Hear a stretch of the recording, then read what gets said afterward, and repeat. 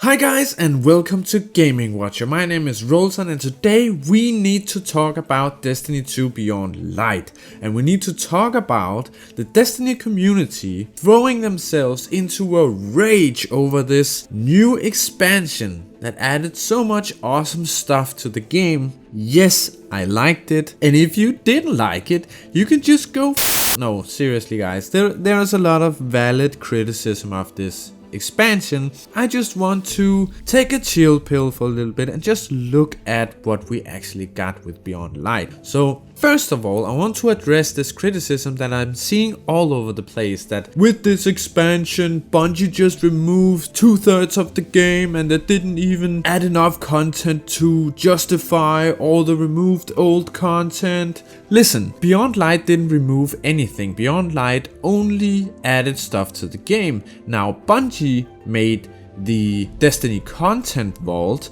and decided to vault a lot of old stuff for a lot of really good reasons that they have explained to death. So if anyone still hasn't gotten why they removed all of this content, please just go to bungie.net and read up on all the director's cuts and TWABs that have been coming out in the past year. But what Beyond Light has added is a totally new story campaign, which I think is awesome.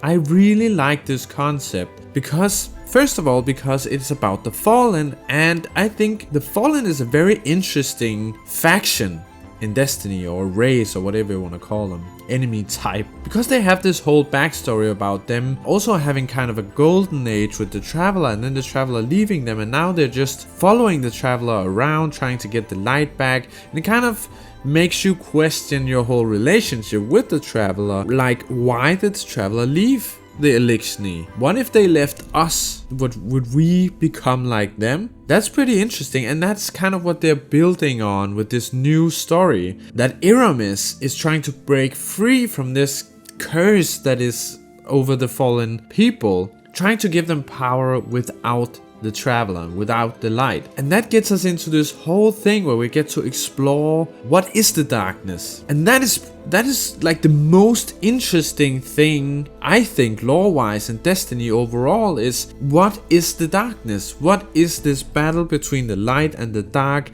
and how do we Guardians play into it? So the fact that we finally get some more explanations about some of these things, I know it's still kind of vague and we don't have a full grasp on what the darkness is exactly, but we're getting more and more pieces of the puzzle, and we can start to see a pattern, or like we start to get an idea, a vague idea about what darkness is and what the light is. But there's still a lot of questions that are being raised that hopefully we will get the answer for in The Witch Queen and Lightfall. Then we get the story about the Exo Stranger and Clovis Bray, which is also just like two characters that has been shrouded in total mystery, but are some of the most iconic and interesting figures in Destiny. And we also got the story about the Deepstone Crypt. It's like 4 or 5 of the most interesting pieces of the entire Destiny universe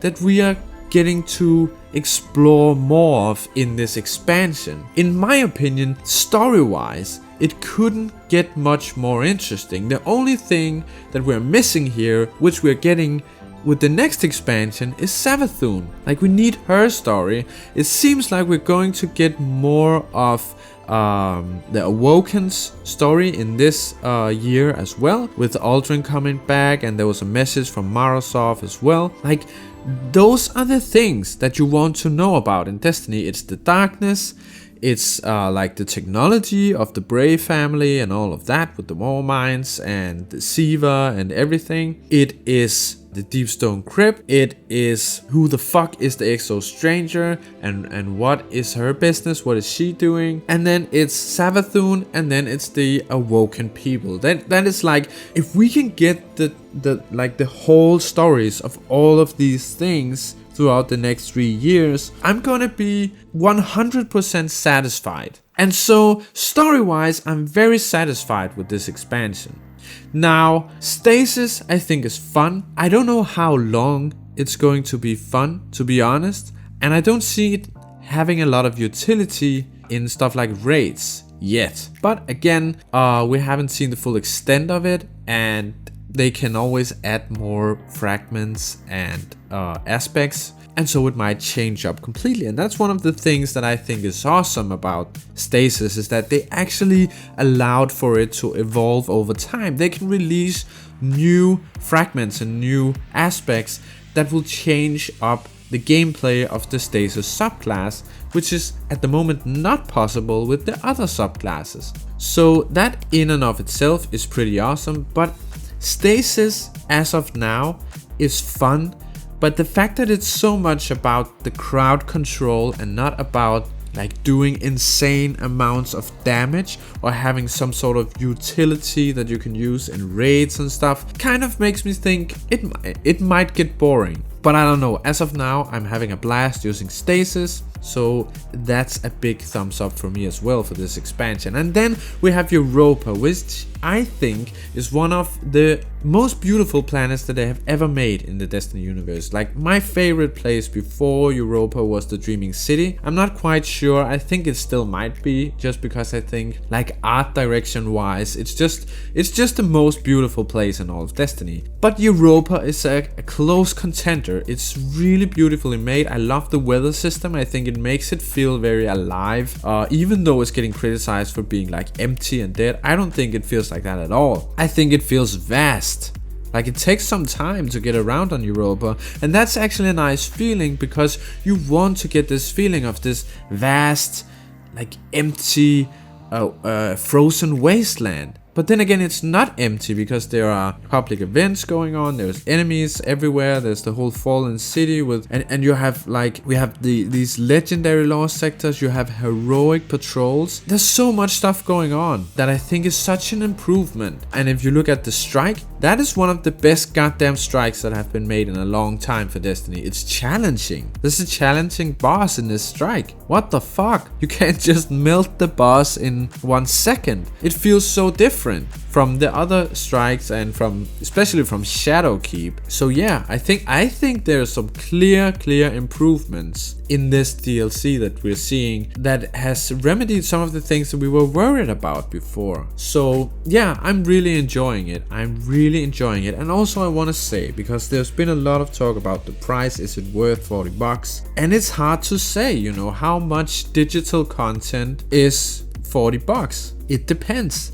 How much time did they spend on the weapons? Like, you can't just say the number of weapons should be equal. I've seen some, like, people love to compare this to Forsaken and say, oh, in Forsaken they had this many weapons, and in Beyond Light there's only this many weapons. That might be true, but how does the weapon feel? So far, the weapons that I have gotten feel amazing. I think in general, a lot of the weapons that they have released lately, and that's also in Shadowkeep, feels really awesome. They're really unique. I just got the, what is it, a scout rifle from the season pass, and that is one of my favorite scout rifles. I think it feels really awesome. It has this void, like kind of firefly perk with the void explosion if you get a precision kill, and that's just awesome, man. And also the new Europa weapons I actually really like. I haven't gotten any of the raid weapons yet, but I'm just saying, also the new exotics, Fallen Guillotine that they added in the last season, the season of Arrivals, the Witherhoard, and the new shotgun, what's it called? I don't remember what it's called. The new exotic shotgun that came with Beyond Light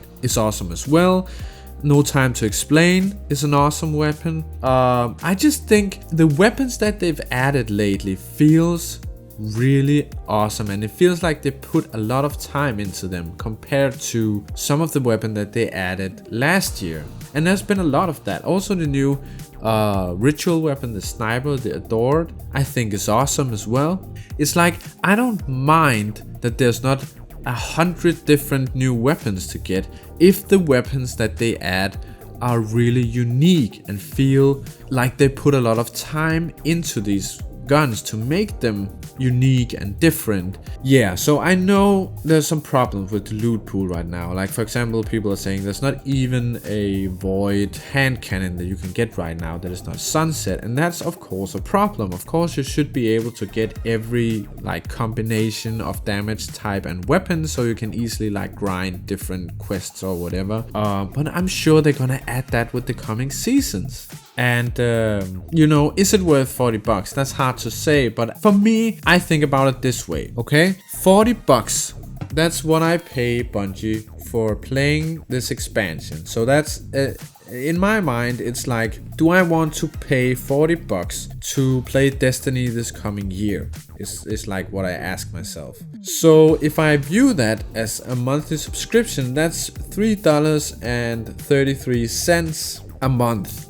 Is that worth it to play Destiny this coming year? And I really think it is. I think I've had so many amazing experiences with playing Destiny, playing raids, meeting new people, doing all of the stuff, doing all of the different events, both the live events that they have, the live world events that they have started doing as of late, and also just events like the Dawning or the Festival of the Lost and so on, the Guardian games. Like, to me, paying $3.33 a month is totally worth it. Like, I pay for PlayStation Plus, and I don't even play on my PlayStation right now. It's just, you gotta ask yourself, has Bungie and Destiny given you enough great experiences so far that you would pay them 40 bucks to keep playing this game with all of the new stuff that they have released for one more year? So yeah, I think it's definitely worth it. Okay guys, so those were just some quick thoughts that I had on Beyond Light and all the reviews that are coming out and all the opinions of the community. I think people gotta relax a little bit and see what comes out during this season and the next season before they completely judge this new expansion. I think we have to see where they take Stasis when they get to tweaking everything, when they bring back the dungeon so we actually have a full game, and also when they put in more stuff to the Cosmodrome, they add the Vault of Glass and all of that stuff. Let's see, this is a whole year of content. It's not what they released right now. It's the entire next year, and they're gonna add a lot of stuff during this year. So let's just see where it goes. For now, I'm really happy with it and I'm enjoying it, and I'm looking forward to doing the raid and doing a video on it. If you want to join me and the other gaming watchers, there's a Discord where we are talking to each other and having fun and playing raids together and all of that good stuff. So go join it. There's a link in the description. If you like this video, please leave a like. That actually really helps out the channel a lot. And if you're not subscribed to the channel, consider doing so you don't miss out on future content, and consider hitting the notification bell as well if you want to get a notification when I make new videos. As always, thank you so much for watching guys, and I'll see you in the next video.